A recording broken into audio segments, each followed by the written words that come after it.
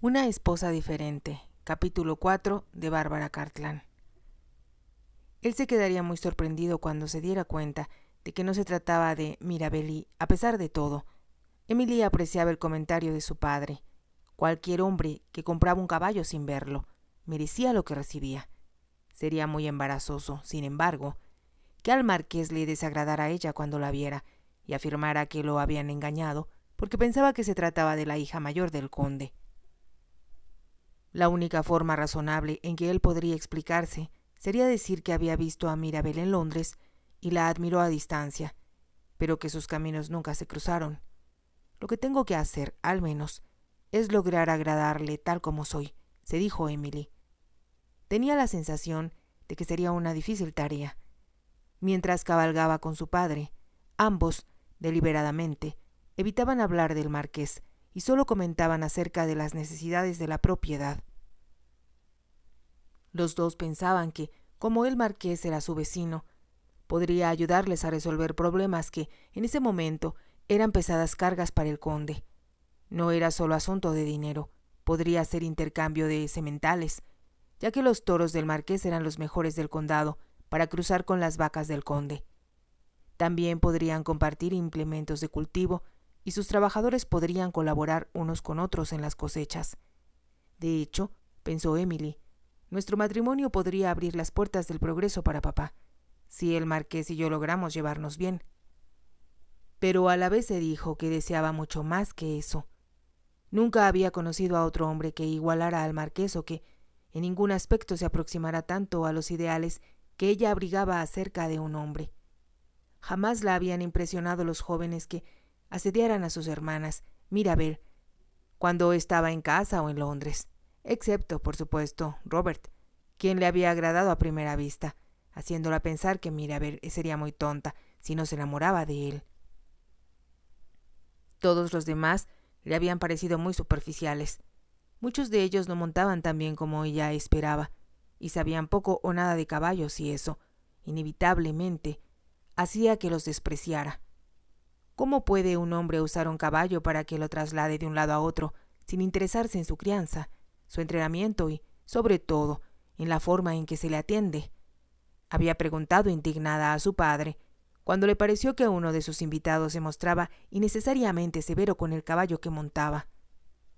«Esperas demasiado, querida», comentó el conde. «No puedo evitar juzgar a todos según sus patrones de conducta, papá. Eres un jinete notable, todos lo dicen, pero a la vez amas a tus caballos y los cuidas». «Creo que tú los cuidas por mí, y si descuidaras en algo mi cuadra, sé bien que me harías notarlo enseguida», contestó el conde riendo. «Todo lo que sé, tú me lo enseñaste», había replicado Emily, sabiendo que era un halago que su padre apreciaba. Más tarde, recordando esa conversación, pensó, mientras subía al ático, que, si bien se miraba, la persona de quien más había aprendido había sido Shank. Él le había enseñado tanto acerca del cuidado de los caballos, que Emily, a pesar de que ya era muy eficiente al respecto, aprendió a domar a cualquier caballo que se propusiera. También le había enseñado, aunque sus padres se habían asombrado, y tal vez horrorizado si lo hubieran sabido, el arte del jiu-jitsu y el karate. Él jamás se los mencionó, porque, como le dijo más tarde, era algo de lo que un hombre jamás hacía alarde. Pero ella, por casualidad, había llegado a la caballeriza una tarde y vio que un viajante de comercio borracho amenazaba a Shen. El hombre estaba allí para entregar una mercancía, después de hacer correr a su caballo una gran distancia. El pobre animal sudaba y estaba demasiado exhausto para hacer el viaje de regreso. Pero cuando él subió a la carreta, empezó a azuzar al animal sin misericordia, y entonces Shank intervino. El hombre, que era alto y robusto, descendió y se dispuso a atacar a Shank con su látigo. Emily advirtió con horror cuán pequeño se veía el chino en comparación con su enorme y amenazador oponente. Estaba a poca distancia de ellos y lista para correr y detenerlos, cuando, asombrada, vio que el borracho, al intentar golpear a Shank en la cabeza con el mango de su látigo, pareció volar de pronto por el aire y cayó al suelo. Por un momento, Emily creyó que Shank no se había movido.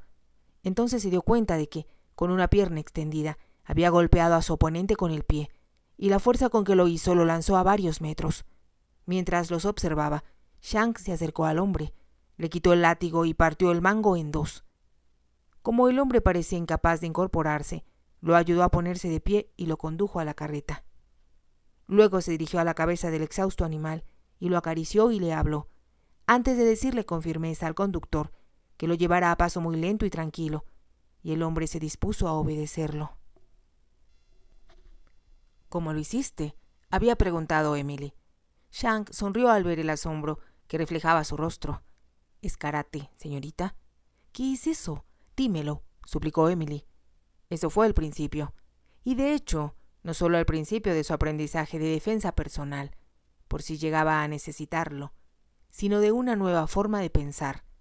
Fue Shank quien le explicó que la lucha sin armas se había desarrollado tanto en la India como en China, antes que Bodhidharma llegara a China en el año 520 a.C. Era tan evidente el interés de ella que le explicó cómo este monje indio, tercer hijo del rey, era un brillante estudiante de Zen. De Shank aprendió cómo los budistas inspiraron el Kung Fu y cómo, por siglos, los monjes de la China y en Japón habían estudiado el Kenpo. Todo eso la fascinó y también deseó aprender cómo luchar en caso necesario, y Shank se había mostrado dispuesto a enseñarle. Emily había encontrado la forma de tomar clases sin que nadie se diera cuenta. Como la casa era tan grande, los condes habían cerrado el piso superior 15 años antes. Ahora nadie subía a los áticos, y por lo tanto, Shank solo tuvo que limpiar uno de los más grandes y subir varios colchones viejos para que Emily no se lastimara si se caía. En un armario olvidado, ella encontró un par de pantalones de ejercicio que su padre usara cuando era joven. Eran de material tejido que se ceñía a sus piernas y caderas. Ella misma se confeccionó una túnica como la de Shank, con un pedazo de satén negro que su madre había desechado. Vestida con esas dos prendas, le resultaba fácil ejecutar todos los movimientos de karate, aunque la condesa se habría horrorizado al verla. Emily y Shank habían pasado juntos y solos muchas horas, sin que nadie tuviera la menor idea de lo que hacían, hasta que él pudo decir con satisfacción que ella era ya una aventajada alumna. Podía ya cuidarse sola, y sería difícil que nadie la atacara con éxito.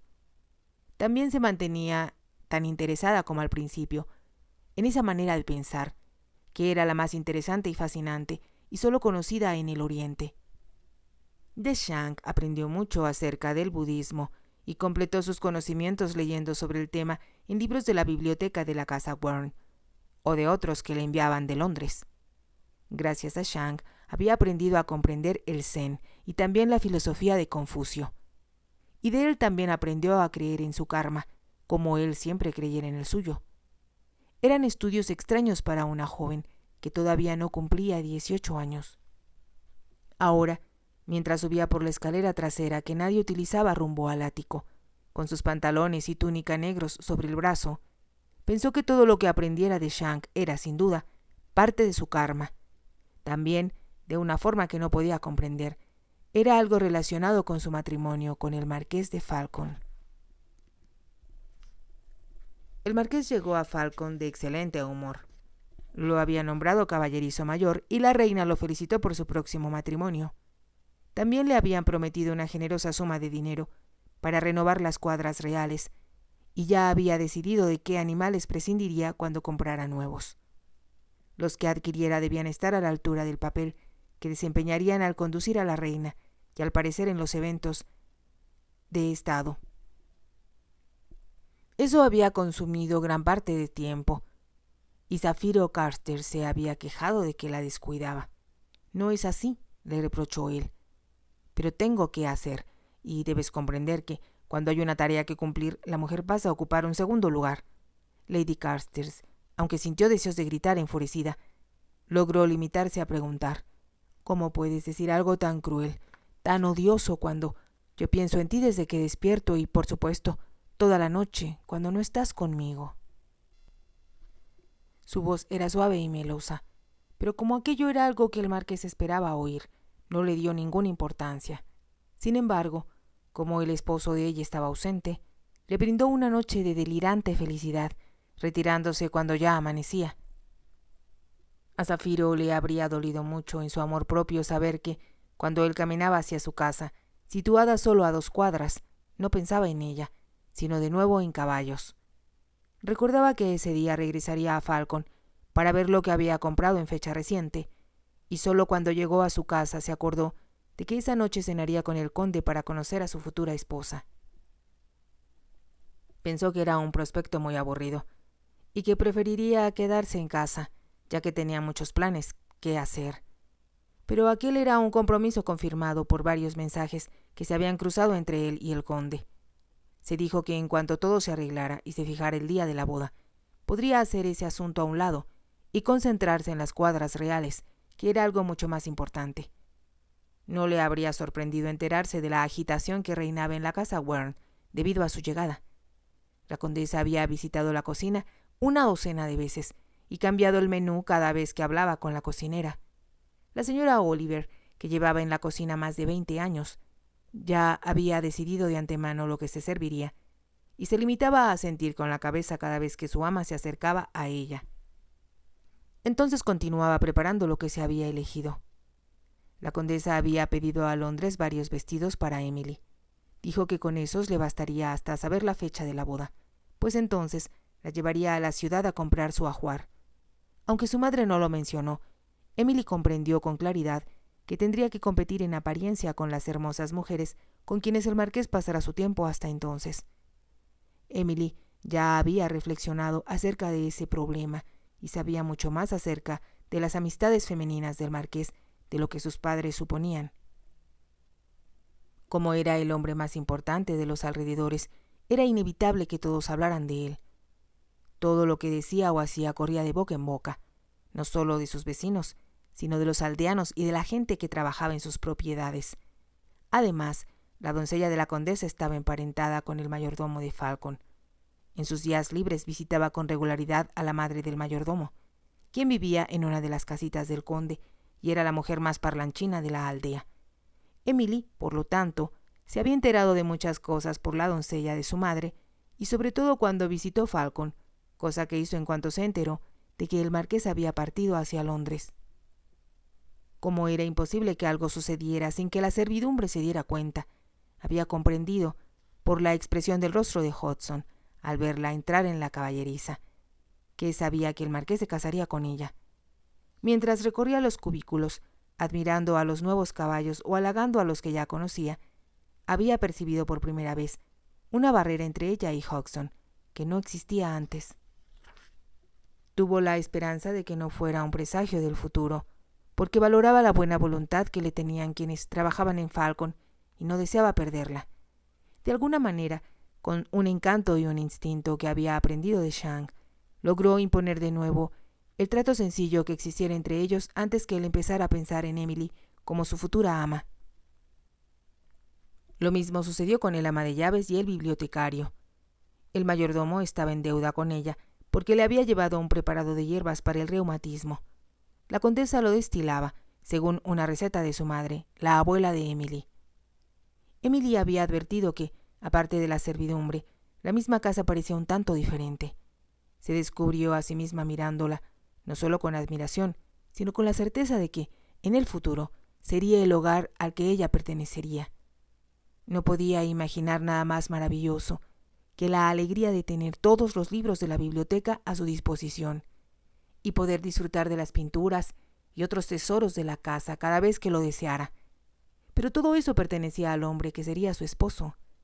Cuanto más pensaba en el marqués, más se percataba de que, aunque él era un hombre maravilloso, para ella representaba un problema al que tendría que enfrentarse, y no sería sencillo. Por último, había puesto su orgullo a un lado, y después de una extenuante lección de karate con Shang, se sentó con las piernas cruzadas en el colchón y dijo: «Deseo hablar contigo». Él, del mismo modo que ella, se sentó en la posición yogi, con la espalda erguida y los pies cruzados al frente, y sus ojos rasgados la miraron con expresión comprensiva. «No se preocupe, señorita», dijo. «Usted piensa bien y las cosas salen bien. Todo cae en su lugar». Emily había lanzado un pequeño suspiro. Suena muy fácil, pero por supuesto que estoy preocupada. ¿Sabes lo imponente que es él, Shang? ¿Cómo va a interesarse alguna vez en mí como persona? Era una pregunta que Emily se repetía una y otra vez en su mente, a solas por la noche. Era lo bastante inteligente para darse cuenta de que, como siempre había ocupado el tercer lugar después de sus dos bellas hermanas, Mirabel y Deirdre, tenía muy poca confianza en sí misma como mujer. Había crecido sabiendo que su nacimiento había sido una gran desilusión para su padre, y se daba cuenta de que él, como compensación para sí mismo, la trataba como si fuera un chico. La llevaba a cabalgar con él, comentaba con ella los problemas de la propiedad y hasta le permitía, cuando estaba solo, que lo acompañara a tirar al blanco, como si tratara de sacar el mejor partido de lo inevitable. Pero no la amaba de verdad, ni la admiraba como a Mirabel. Se conformaba con ella porque no le quedaba otra alternativa. Cuando Desmond nació y Emily vio la expresión de los ojos de su padre al mirar a su hijo, le había dolido de una forma casi insoportable. Deseó suplicarle que la amara tan solo un poco, ya que él significaba tanto en su vida. Entonces se enfrentó a la terrible verdad de que nadie, por más que lo deseara, podía hacer nacer en sí mismo el amor, y menos hacia alguien a quien ya no se necesitaba. Sin embargo, intentó convencerse a sí misma de que había sido afortunada al tener tanto tiempo a su padre para ella, diciéndose que todavía faltaban varios años para que Desmond tomara su lugar y a ella la desplazaran por completo. Y ahora el marqués, casi como un meteoro que surcaba el cielo, había aparecido de súbito, y como ni Mirabel ni Deirdre lo querían, ella llevaría su apellido y sería su esposa.